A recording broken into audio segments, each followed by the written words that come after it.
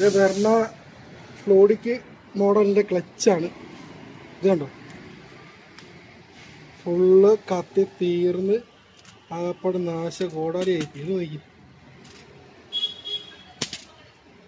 അതായത് ഇതിൻ്റെ ആ ഒരു പീസ് തീർന്നിട്ട് മെറ്റൽ വരാൻ തുടങ്ങി.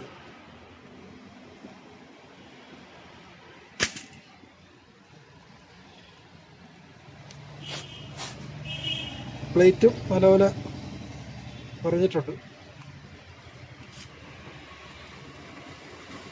ഇതിൻ്റെ റിബേറ്റൊക്കെ തെളിഞ്ഞു വന്നിട്ടുണ്ട്. എന്തോ ഭാഗ്യത്തിനത് ഫ്ലൈ വീലിൻ്റെ കട്ടിങ്ങൊന്നും ഇല്ലായിരുന്നു. ഭാഗ്യം, അല്ലെങ്കിൽ ഫ്ലൈ വീലിന് തന്നെ നല്ലൊരു എമൗണ്ട് ആയേനെ. അപ്പം എന്തായാലും അതിനെന്തായാലും കസ്റ്റമർ രക്ഷപ്പെട്ടു.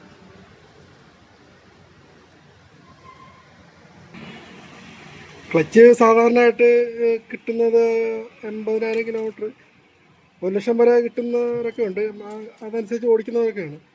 ഇത് കറക്റ്റ് 70,000 കിലോമീറ്റർ ആയിട്ടുള്ളൂ. ഇപ്പോൾ കറക്റ്റ് തീരുമാനമാണ്. പക്ഷേ പുള്ളി എന്തോ ഇപ്പം വണ്ടി വലിക്കാതായ സമയത്ത് എനിക്ക് തോന്നുന്നത് കാല് വെച്ച് ലോഡ് ചെയ്ത് ഓടിച്ചു കാണും. നല്ലൊരു ആക്സിഡൻറ്റ് കൊടുത്ത് റേസ് ചെയ്ത് വന്നപ്പോൾ അതുകൊണ്ടായിരിക്കും ഇങ്ങനെ പൊട്ടിപ്പോയിട്ടുള്ളത്.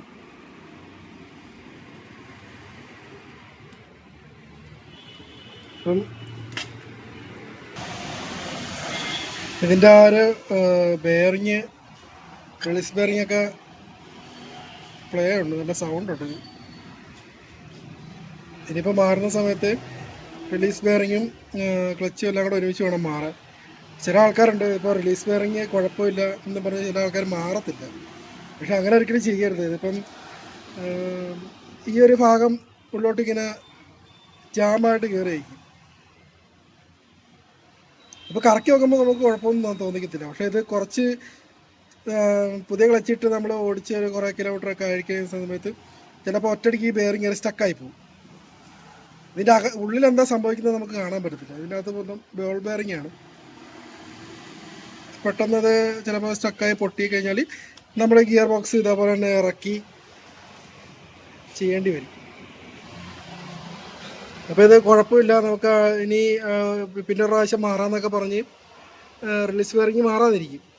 അപ്പം ഈ ഗിയർ ബോക്സ് ഇറക്കുന്ന ചാർജ് ഇപ്പം ആ ചാർജ് തന്നെ നമ്മൾ ഇത് രണ്ടാമത് ഇറക്കാനും കൊടുക്കേണ്ടി വരും. അപ്പം ഇരട്ടി ക്യാഷാണ് ഇത് വരുന്നത്.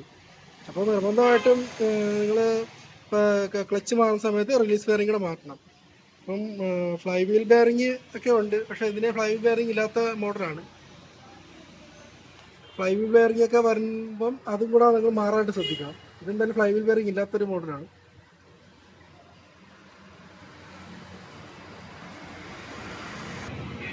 ഇതിപ്പം കസ്റ്റമറിന് 2014 മോഡൽ വണ്ടിയാണ്. പിന്നെ ഓട്ടം കുറവാണെന്ന് പറഞ്ഞു. അപ്പോൾ അവിടെ 70,000 കിലോമീറ്റർ ഓടിയിട്ടുള്ളൂ വണ്ടി. പക്ഷേ 70,000 കിലോമീറ്ററൊക്കെ എന്ന് പറയുന്നത് ഒരു ക്ലച്ചിൻ്റെ കാലാവധിയാണ്. 80,000 70,000. പിന്നെ നമ്മൾ ഓടിക്കുന്നതനുസരിച്ചാണ് ഈ ക്ലച്ചിൻ്റെ ലൈഫ് കിട്ടുന്നത്. നമുക്ക് പുതിയ ക്ലച്ച് മാറിയാലും ഓടിക്കാൻ അറിയാത്തവരാണ് ഓടിക്കുന്നതെങ്കിൽ എങ്ങനെ പോയാലും ഒരു 10-200 കിലോമീറ്റർ ഒന്നും വേണ്ട. അതിന് മുമ്പ് നമുക്ക് ക്ലച്ച് കത്തിച്ച് തന്നെ തീർക്കാൻ പറ്റും, ഓടിക്കാൻ അറിയാത്ത ഒരാളെ ഓടിച്ചു കഴിഞ്ഞാൽ.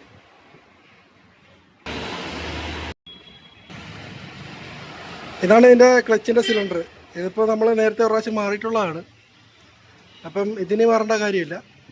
അപ്പം സാധാരണ ക്ലച്ച് മാറുന്ന സമയത്ത് ഈ സിലിണ്ടറും ഇതിൻ്റെ ഒരു റിലീസ് ബെയറിങ്, പിന്നെ അതിൻ്റെ gear oil, clutch clutch pressure plate എല്ലാം കൂടെ വേണം മാറാൻ. പിന്നെ ക്ലച്ച് ഇങ്ങനെ തീരുന്ന സമയത്ത് നമുക്കിത് പിന്നെ വേറൊരു കാര്യം കൂടെ ഇതിനകത്ത് ബാധിക്കുന്നുണ്ട്. വണ്ടിയുടെ മൈലേജ് നല്ല രീതിയിൽ കുറയും. സാധാരണ കിട്ടുന്നതിനേക്കാളും മൈലേജ് നല്ല രീതിയിൽ കുറയും.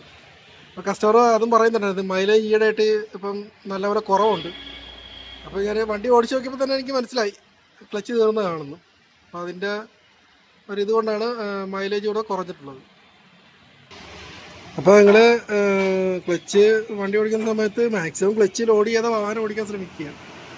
ക്ലച്ച് ലോഡ് ചെയ്ത് വാഹനം ഓടിച്ചു കഴിഞ്ഞാൽ ഇതുപോലെ പെട്ടെന്ന് ഇപ്പം 80,000 മാറേണ്ട ക്ലച്ച് ചിലപ്പം 10,000 തന്നെ മാറേണ്ടി വരും. അപ്പോൾ പൈസ ചിലവെല്ലാം ഒരുപോലെ തന്നെയാണ്. ഒരു പ്രാവശ്യം നമ്മൾ ക്ലച്ച് മാറുന്ന അതേ പൈസ തന്നെ അടുത്ത പ്രാവശ്യം ക്ലച്ച് മാറുമ്പോൾ കൊടുക്കണം. നമുക്കിനി പുതിയ ക്ലച്ച് മേടിച്ച് സെറ്റ് ചെയ്തിട്ട് എങ്ങനെയാണ് ഒന്ന് നോക്കാം.